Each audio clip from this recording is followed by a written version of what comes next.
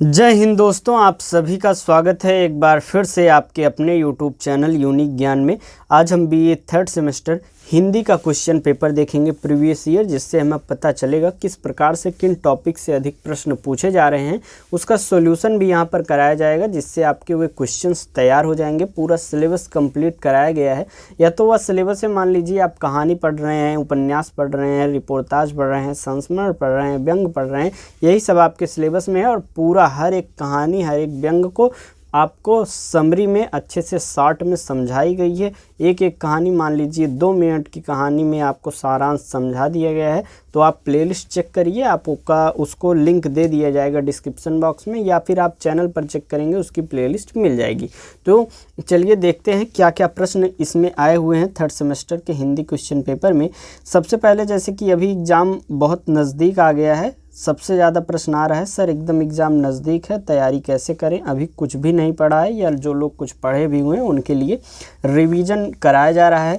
ये जो previous year question paper कराया जा रहा है, इससे क्या आपको लाभ होगा कि मोस्ट इंपॉर्टेंट टॉपिक्स आपको पता चलेंगे, और मोस्ट इंपॉर्टेंट क्वेश्चन की एक वीडियो आएगी हर एक सब्जेक्ट की, आपकी हर एक सेमेस्टर जो कि एग्ज़ाम होने वाला है, उसमें क्या बताया जाएगा आपको, जो भी प्रीवियस ईयर के लगभग क्वेश्चन पेपर हैं उनको मिलाकर, और मोस्ट एक्सपेक्टेड जो क्वेश्चन होंगे उनको मिलाकर लगभग 50 प्रश्न की एक वीडियो लाई जाएगी।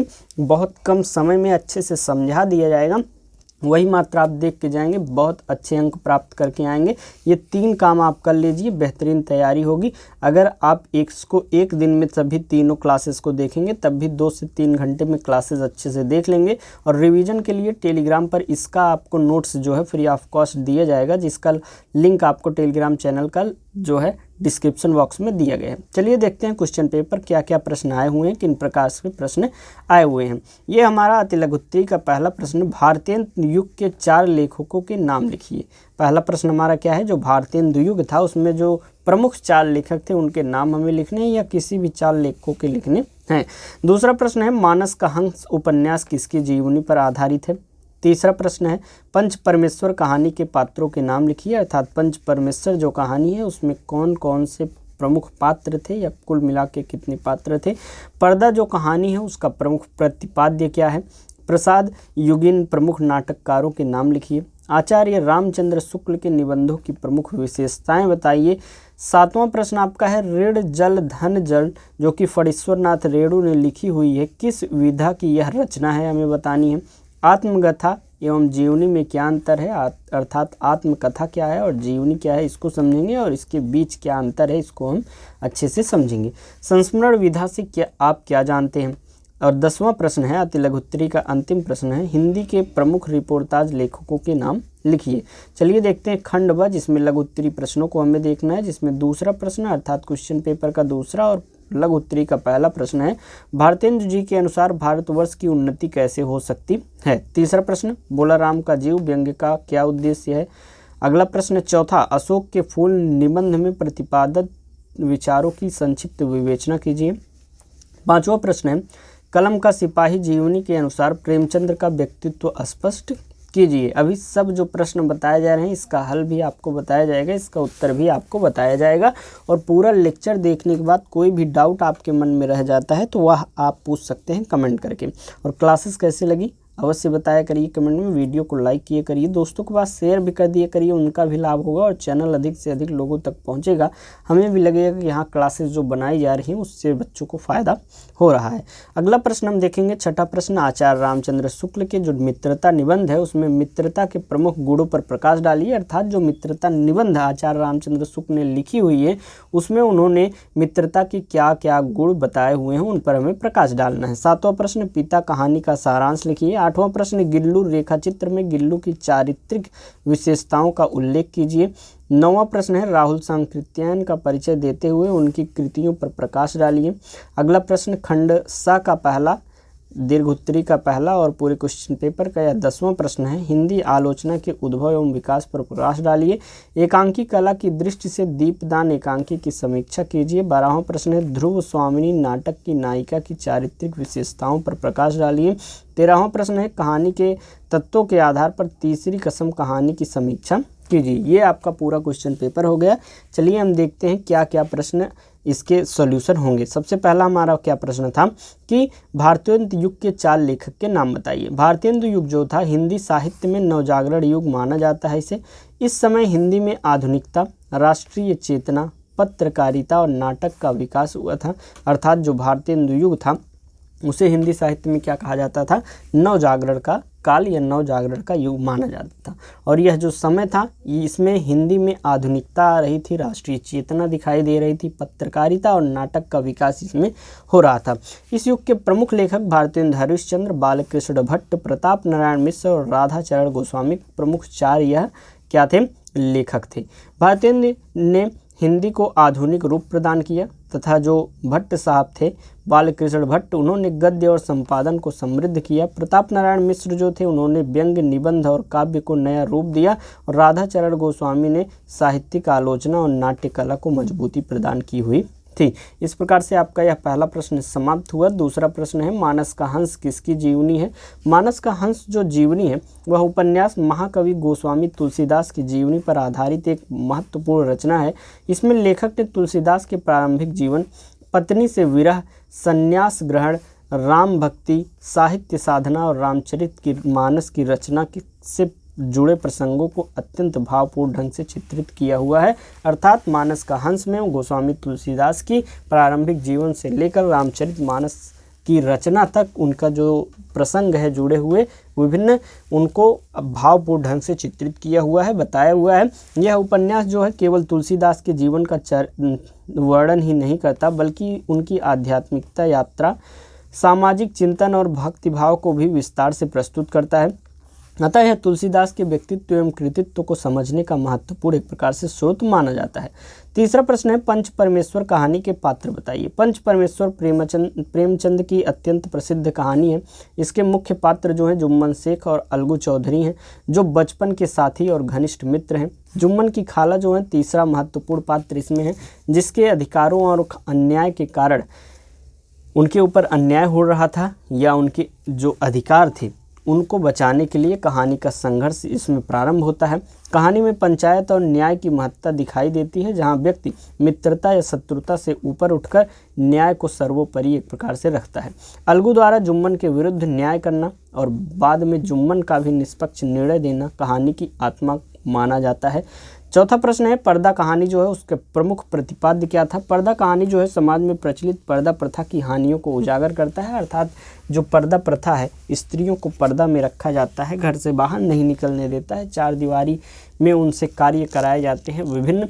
तो यह जो प्रचलित कुप्रथा थी इसकी हानियों को उजागर इसमें किया गया है।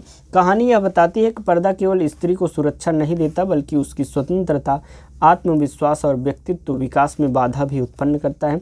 इस कहानी में स्त्री की संवेदनाएं, उसकी सामाजिक स्थिति और परंपरागत बंधनों की आलोचना की गई है।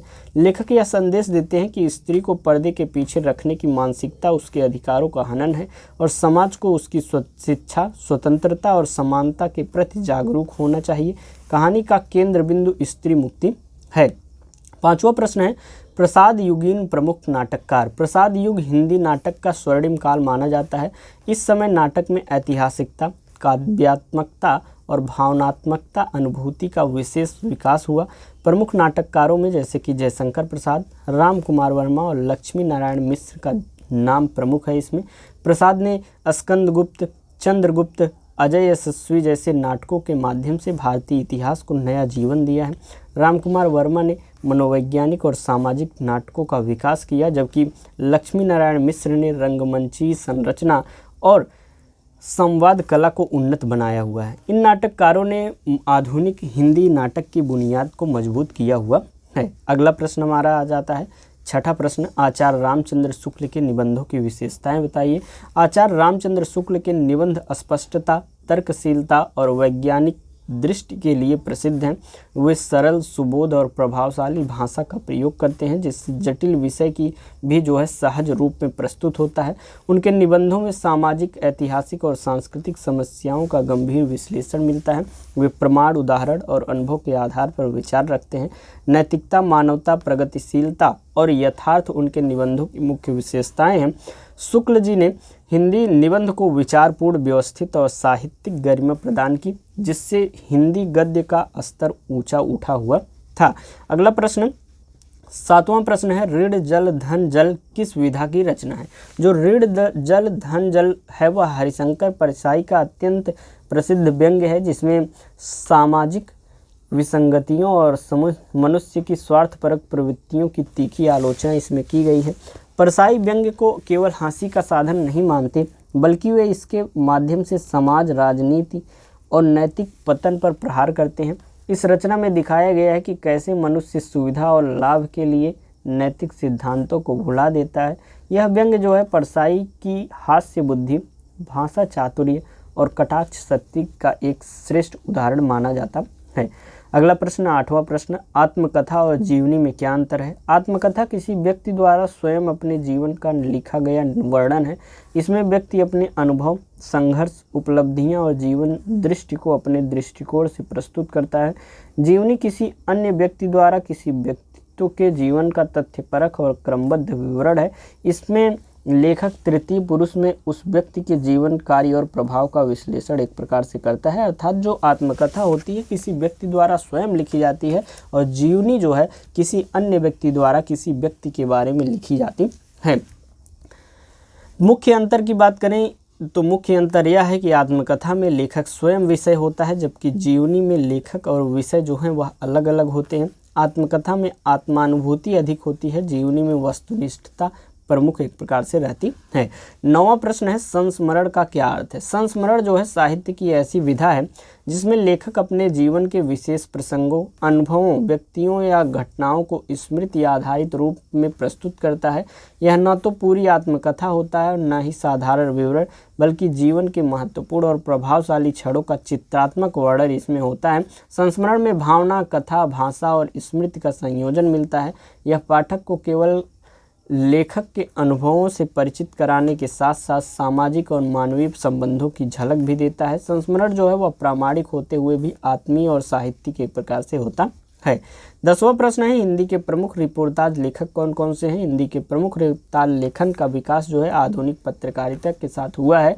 इसके प्रमुख लेखक कौन कौन है? मनोहर श्याम जोशी, धर्मवीर भारती, अमृतलाल नागर, कन्हैया लाल नंदन जो है इसके प्रमुख लेखक माने जाते हैं।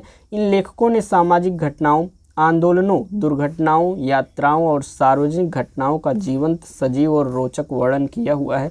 रिपोर्टाज में तथ्य, स्थान, दृश्य और भावनाओं का संयोजन मिलता है, जिससे पाठक को घटना का प्रत्यक्ष अनुभव जैसा प्रभाव मिलता है। इन लेखकों ने रिपोर्टाज को साहित्यिक गरिमा और यथार्थपूर्ण प्रस्तुति एक प्रकार से प्रदान की हुई है। दूसरा प्रश्न, लघुत्तरी का पहला प्रश्न आ जाता है, जिसमें पूछा गया है कि भारतेंदु जी के अनुसार भारतवर्ष की उन्नति कैसे हो सकती है? निज भाषा उन्नति है सब उन्नति के मूल, ये भी तो आपने पढ़ा ही होगा। चलिए देखते हैं भारतेंदु जी हरिश्चंद्र जी जो हैं उनके अनुसार भारतवर्ष की उन्नति कैसे हो सकती है। भारतेंदु हरिश्चंद्र भारत की उन्नति के लिए राष्ट्रीय चेतना, शिक्षा प्रसार और वैज्ञानिक दृष्टिकोण को यह अनिवार्य मानते हैं। उनका विचार था कि देश तभी प्रगति करेगा जब जनता सामाजिक आर्थिक पिछड़ेपन से बाहर आए और अंग्रेजी शिक्षा के साथ मातृभाषा ज्ञान भी इसमें बढ़े। वे उद्योग व्यापार के विकास, स्वदेशी वस्तुओं के उपयोग और सामाजिक कुरीतियों, बाल विवाह, अस्पृश्यता, अंधविश्वास के उन्मूलन पर बल देते हैं। भारत की उन्नति का मूल आधार उन्होंने एकता और देशभक्ति को माना है। उनके अनुसार शासन, साहित्य, समाज सभी क्षेत्रों में सुधार और जागरूकता आवश्यक है। इस प्रकार भारतेंदु जो हैं भारत को आधुनिक, प्रगतिशील और आत्मनिर्भर बनाने का मार्ग एक प्रकार से बताते हैं। तीसरा प्रश्न है, भोलाराम का जीव जो है व्यंग्य का उद्देश्य क्या है? भोलाराम का जीव जो व्यंग्य लिखा हुआ है उसका उद्देश्य क्या है? तो हरिशंकर परसाई जी की जो कहानी है भोलाराम का जीव, प्रशासनिक भ्रष्टाचार और नौकरशाही की संवेदनशीलता पर तीखा व्यंग्य यह करती है। कहानी का उद्देश्य यह दिखाना है कि सरकारी दफ्तरों में किस प्रकार से एक सामान्य कर्मचारी की समस्याओं को अनदेखा किया जाता है। उसकी फाइलें वर्षों धूल खाती रहती हैं और अधिकारी केवल औपचारिकता निभाते रहते हैं। एक प्रकार से भ्रष्टाचार के बगैर वह कार्य नहीं करते हैं। भोला राम की मृत्यु के बाद भी उसका जीव जो है दफ्तरों से भटकता है, जिससे लेखक यह प्रतीकात्मक संदेश देते हैं कि भ्रष्ट व्यवस्था मनुष्य की आत्मा तक को चैन नहीं लेने देती। कहानी जनता की पीड़ा, प्रशासन की उदासीनता और समाज में व्याप्त धांधली पर करारी चोट एक प्रकार से करता है। ये तो हो गया आपका तीसरा प्रश्न। चौथा प्रश्न है, अशोक के फूल निबंध में प्रतिपादित विचारों की संक्षिप्त विवेचना कीजिए। ये आपको इसमें समझाने वाली कोई बात नहीं है, जैसे कि कहानी जो है वह बता दी जा रही है, जिसका जो अर्थ है बता दिया जा रहा है, जिसके बारे में पूछा गया है वह आपको बता दिया जा रहा है। बस आपको ध्यान से सुनना है, हर एक क्वेश्चन आपको अच्छे से समझ में आएगा। और यह जो पढ़ाया जा रहा है, ये जो क्वेश्चन का सोल्यूशन कराया जा रहा है, इसका PDF आपको PDF notes free of cost Telegram channel पर दे दिया जाएगा, वहाँ से आप डाउनलोड करके रिवीजन कर सकते हैं। चौथा प्रश्न है, अशोक के फूल निबंध में प्रतिपादित विचारों की संक्षिप्त विवेचना हमें करनी है। तो सानू भगत द्वारा लिखित यह निबंध जीवन, प्रकृति और मानवीय संवेदना पर आधारित है। लेखक जो है अशोक के फूलों को दुख दर्द का प्रतीक मानते हुए बताते हैं कि सुंदरता जो है अक्सर पीड़ा से उपजती है। निबंध में मानव जीवन की संवेदनशीलता, करुणा, त्याग और प्रेम की महत्ता का वर्णन दिया गया है। लेखक कहते हैं कि जिस प्रकार अशोक वृक्ष का सौंदर्य उसके भीतर छुपे दुख को व्यक्त करता है, उसी प्रकार मनुष्य भी अपने भीतर कई कष्ट छिपाए रहता है, परंतु उसका आचरण सौम्यता और कोमलता से भरा होता है। निबंध भावनात्मक गहनता, प्रकृति चित्रण और जीवन दर्शन का सुंदर संगम एक प्रकार से प्रस्तुत करता है। पांचवा है, कलम का सिपाही जीवनी के अनुसार प्रेमचंद्र का व्यक्तित्व बताइए। कलम के सिपाही जो जीवनी है उसमें प्रेमचंद्र को अत्यंत सरल, कर्मठ, ईमानदार और सामाजिक चेतना से युक्त लेखक के रूप में प्रस्तुत किया गया है। उनका जीवन संघर्षों से भरा था, पर वे कभी भी सत्य और मानवता से विचलित नहीं होते थे। अर्थात जीवन में उनकी कितनी भी समस्याएं आई, संघर्ष आए, लेकिन वह सत्य को नहीं छोड़ते हैं, सत्य के साथ वह रहते हैं, सत्य के साथ जीवन यापन करते हैं। प्रेमचंद्र साहित्य को समाज सुधार का माध्यम मानते हैं। उनके व्यक्तित्व में आदर्शवाद, संवेदनशीलता, गरीबी, दुख के प्रति गहरी समझ तथा हर वर्ग के मनुष्य के प्रति करुणा दिखाई देती है। वे परिश्रमी, आत्मसम्मानी और लोकतांत्रिक विचारों वाले व्यक्ति थे। सत्य और न्याय के लिए उनका समर्पण उन्हें कलम का सच्चा सिपाही एक प्रकार से बनाता है। छठा प्रश्न है, आचार्य रामचंद्र शुक्ल के मित्रता निबंध में मित्रता के प्रमुख गुण क्या हैं? तो शुक्ल जी के अनुसार सच्ची मित्रता में समानता, निस्वार्थता और सद्भाव पर आधारित है। एक अच्छा मित्र वही है जो सुख दुख में साथ दे, औपचारिकता के बजाय आत्मीयता को महत्व दे और किसी प्रकार की स्वार्थ लालसा न रखे। शुक्ल जी कहते हैं कि मित्र में दिखावा नहीं बल्कि हृदय की उदारता आवश्यक है। मित्र का स्वभाव संयमी, विश्वसनीय और चरित्रवान होना चाहिए। सच्चा मित्र हमारी गलतियों को प्रेम पूर्वक सुधारता है और हमें उच्च मार्ग की ओर प्रेरित करता है। ऐसे मित्रों का साथ जो है जीवन को सार्थक और सुखद एक प्रकार से बनाता है। सातवां प्रश्न है, पिता कहानी का सारांश। डॉक्टर राजेंद्र यादव की कहानी जो कि पिता है, एक भावनात्मक कथा है जिसमें पिता पुत्र संबंध की जटिलता और गहराई का चित्रण किया गया है। कहानी में पुत्र अपने पिता के वृद्ध, असहाय और उपेक्षित जीवन को देख भावुक होता है और समझता है कि समय के साथ साथ पिता का महत्व परिवार में कम हो गया है। वह महसूस करता है कि जिस पिता ने उसे संभाला वही आज उपेक्षा का शिकार बन गया है। कहानी पीढ़ियों के बदलते मूल्यबोध, जीवन की व्यस्तता और वृद्धजनों के प्रति संवेदना की ओर एक कमी संवेदनात्मक टिप्पणी इसमें बताई गई है। यह मनुष्य को अपने माता पिता के महत्व को समझने की प्रेरणा देती है, यह जो कहानी है पिता। अगला है हमारा गिल्लू जो है उसमें गिल्लू की चारित्रिक विशेषताएं क्या हैं? तो रेखा चित्र जो गिल्लू है उसमें गिलहरी का बच्चा जो है गिल्लू उसे कहते हैं, जो कि महादेवी वर्मा ने गिल्लू रेखा चित्र लिखी हुई है। इसमें गिल्लू जो है वह अत्यंत चंचल, प्रेमी, संवेदनशील और आभारी स्वभाव का है। वह छोटी सी आयु में भी मनुष्य की भाषा और स्नेह को समझ लेता है। गिल्लू की सक्रियता, मासूम हरकतें और अपनी संरक्षिका से गहरे लगाव की भावना पाठकों को भावुक कर देती है। वह स्वतंत्रता प्रिय होते हुए भी प्रेम का आश्रित है। उसके भीतर कृतज्ञता की अद्भुत भावना है। महादेवी जी द्वारा बचाए जाने पर वह जीवन भर उनके स्नेह का प्रत्युत्तर देता है। गिल्लू का चरित्र करुणा और प्रेम की शक्ति का एक प्रकार से संदेश देता है। नौवां प्रश्न है, राहुल सांकृत्यायन का परिचय और कृतियां बताइए। राहुल सांकृत्यायन जो है हिंदी के विश्व प्रसिद्ध यात्रावित्तकार, इतिहासकार, भाषाविद और समाजवादी चिंतक थे। उन्हें यायावर कहा जाता था क्योंकि उन्होंने एशिया, यूरोप के अनेक देशों की यात्राएं की। उनका व्यक्तित्व ज्ञान पिपासा, वैज्ञानिक दृष्टि और उदार विचारों से भरा था। वे बौद्ध दर्शन, इतिहास, संस्कृति और भाषा शास्त्र के गहरे ज्ञाता थे। उन्होंने प्रमुख कृतियों में मेरी जीवन यात्रा, वोल्गा से गंगा, तिब्बत में 3.5 वर्ष, दर्शनी आदि शामिल हैं। उन्होंने हिंदी गद्य को वैश्विक दृष्टि और व्यापक अनुभव प्रदान किया हुआ है। इस प्रकार से आपका पूरा जो क्वेश्चन पेपर था वह सॉल्व हुआ। इसका जो PDF नोट्स है इस टेलीग्राम चैनल पर आपको मिल जाएगा, जिसका लिंक आपको डिस्क्रिप्शन बॉक्स में दिया गया है। बाकी चैनल पर बने रहिए, चैनल को सब्सक्राइब कीजिए, दोस्तों के बाद भी यह जो क्लास है शेयर करिए, जिससे वह भी इसका लाभ उठा सकें। वीडियो को लाइक कर दिया करिए। कोई भी डाउट हो या क्लास कैसी लगी कमेंट में हमें बताया करिए। मिलते हैं नेक्स्ट वीडियो में। धन्यवाद।